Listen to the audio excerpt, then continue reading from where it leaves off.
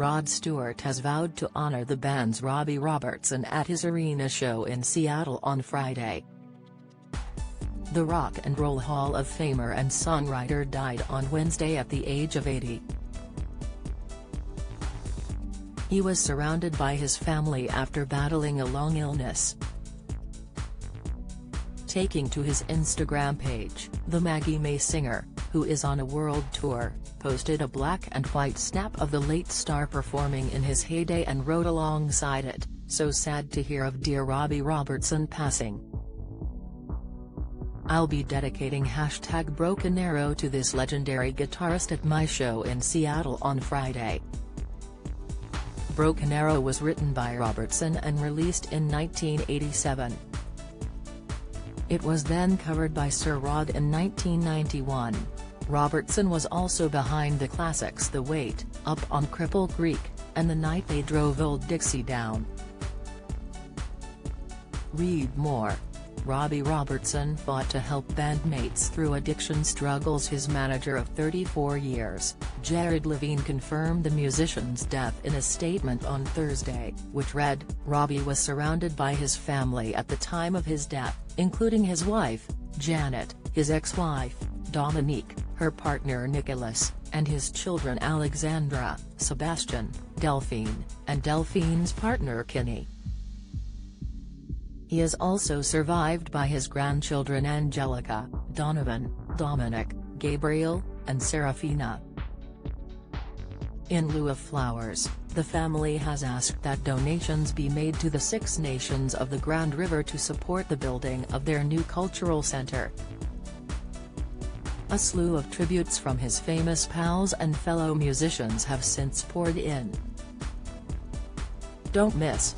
MasterChef sparks backlash as fans blast celebrity lineup. Latest, inside the life of Sam Fox, from posing topless to singing with Freddie Mercury. Latest, Meghan loved chic beaches on celebrity favorite island before meeting Harry. Latest, Neil Diamond, whose 1976 album Beautiful Noise was produced by Robertson, wrote on Twitter, "The music world lost a great one with the passing of Robbie Robertson.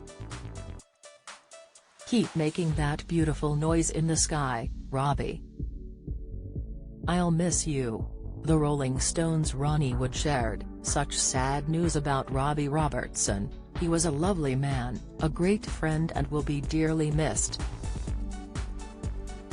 Former U.S. President Bill Clinton said that Robertson was a brilliant songwriter, guitarist, and composer whose gifts changed music forever.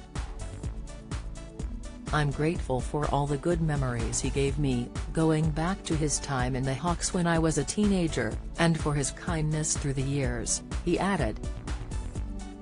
"I'll miss him."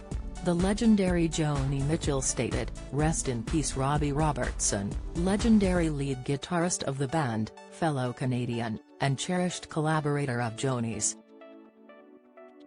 May his legacy and musical harmony resonate for generations to come." While the E Street Band guitarist Steven Van Zandt called Robertson a good friend and a genius, adding, "The band's music shocked the excess out of the Renaissance and were an essential part of the final back to the roots trend of '60s. He was an underrated brilliant guitar player," adding greatly to Bob Dylan's best tour and best album. Singer Bryan Adams wrote on Twitter, "R.I.P. Robbie Robertson. Thanks for the amazing music and the great hangs, especially photographing you in LA not so long ago. We'll keep Anna Lee company for you." Kiefer Sutherland echoed, "The loss of Robbie Robertson is heartbreaking. Canada has lost an icon, and music has lost a poet and a scholar."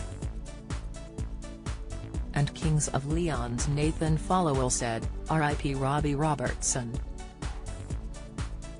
The band will forever be one of my biggest influences." The band had started out as the backing group for Bob Dylan before becoming its own highly influential entity in the 1960s and 70s, even playing at the legendary Woodstock Festival in 1969. Their first two albums, Music from Big Pink and the self-titled The Band, were both released in the late 60s. Robertson, whose bandmates were drummer-singer Mark Levon Helm, bassist singer-songwriter Rick Danko, keyboardist singer-songwriter Richard Manuel and all-rounder Garth Hudson, also frequently worked with filmmaker Martin Scorsese. He collaborated on films including The Color of Money, The King of Comedy, The Departed, The Irishman and the director's latest movie Killers of the Flower Moon. The band was inducted into the Rock and Roll Hall of Fame in 1994.